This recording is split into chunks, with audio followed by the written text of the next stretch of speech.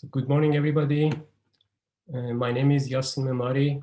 I am a senior bioinformatician at the University of Cambridge. I work in MRC cancer units in the physiology of cancer mutagenesis group. And I'm going to present the winning solution for the Beat AML DREAM sub-challenge 2. Just to remind ourselves about the challenge question, we are going to predict the clinical response, which is represented as days of survival of the patient using some data that we have been provided.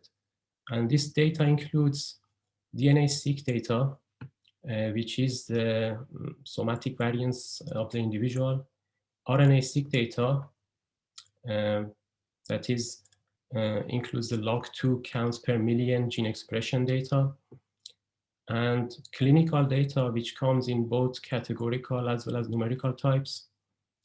And on top of that, we have also been given we have the drug sensitivity information, which are the predictions from the sub-challenge 1. So we can optionally use that to in our model.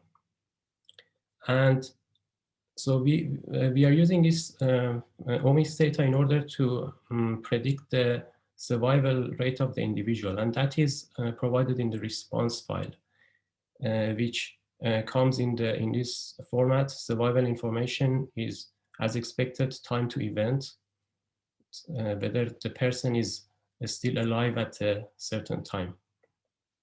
So as you can see, it's a prediction problem. So the response curve looks like this. So this is the Kaplan-Meier survival curve that plots the survival probability and its 95% confidence intervals. So this is going to be the outcome of our model. So to solve this, we adopt a basic Cox proportional hazard approach. So the approach that I take is a two-step approach. First, I compute a univariate Cox proportional hazard model for each covariate independently. And then I select the covariates that turn out to be statistically significant in the first step, and then build a multivariate Cox model using those significant covariates. So as you can see, in step 1, what I am doing is a feature selection. I select the right covariates to use in a model that I build in step 2, and that model is a multivariate model. So one major assumption that I make here is that I ignore the DNA-seq data altogether. So I'm not going to use DNA-seq data as a covariate in my Cox model. And the reason I do that is because mutational heterogeneity is very significant. So you can see in this diagram, so these are genes on the y-axis that have been mutated in patients on the x-axis. And so you can see, although there are some genes that are recurrently mutated, usually we have the case that there are different genes mutated in different patients. And that is, as you can see, the matrix is very sparse. So when we have such a case that when we have too many low cardinality variables in our categorical data, we do not want to break up the heterogeneity if this variable is going to be used in a regression. So we just want to leave this DNA-seq data out of the model. So I'm going to ignore the DNA-seq data. And RNA-seq data has high dimensionality. We have been given gene expressions for more than 60,000 probes. So, and obviously we don't want to use all those information in a regression. So I experimented with different techniques for dimensionality reduction, including PCA, PLS, and co-expression network analysis.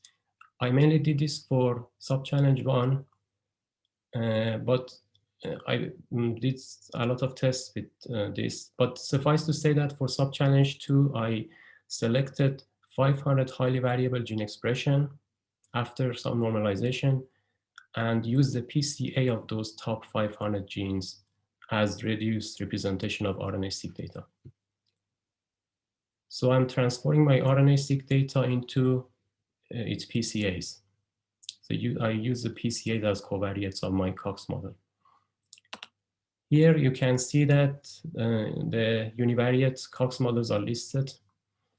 For each covariate, I have an effect size beta and hazard ratio, as well as p-values for the valve test. So those covariates highlighted here are the ones that are statistically significant, assuming the nominal threshold of p less than 0.05. So the ones that stand out are like prior malignancy types,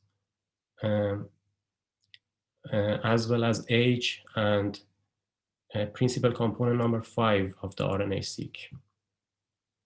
I also included mean drug response AUC value, the area under the curve mean value across drugs per patient, but that didn't turn out to be significant.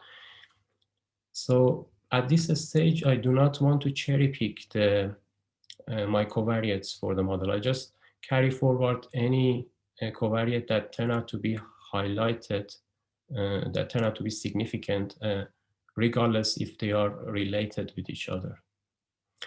And that I do that because it's a competition. I am mainly concerned about achieving the maximal predictability for my model. So if I use these 8 significant covariates as input to a multivariate model, I end up with this. This is my final Cox model that achieves a very good statistical significance at 10 to the minus 7. So this is the model that I use for prediction on the leaderboard as well as on the validation set.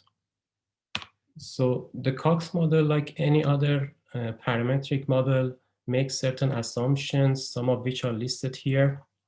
And like these are, so that the fact that the hazard ratio is assumed to be constant and outliers are expected to be minimal, as well as the fact that continuous covariates are assumed to be linear in terms of the log hazard. So we also have to check whether the assumptions of our model are valid. And for that, we have certain metrics that we use for diagnostics. And these are Schoenfeld residuals, deviance residual, as well as Martingale residual. And this is usually done graphically. Like I've plotted Schoenfeld residuals here in terms of time for each covariate. I have 8 covariates, therefore I have 8 plots here. We expect this Schoenfeld residual to be independent of time, and that is exactly what we see here. So the proportional hazard assumption is valid. Then we also check for the effect of outliers. Here I've plotted the deviance residuals for each covariate, and you can see that the data is generally clean. There are very few outliers. And also the data points are symmetrically distributed around 0. So the effect of outliers also should be minimal.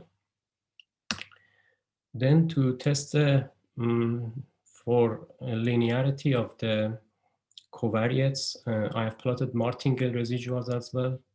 And this test mainly applies to the continuous covariates. And we only have 3 continuous covariates which are plotted here. And here you can see a spline line fit to the data points, which turn out to be linear. And even this one you can ignore. So generally,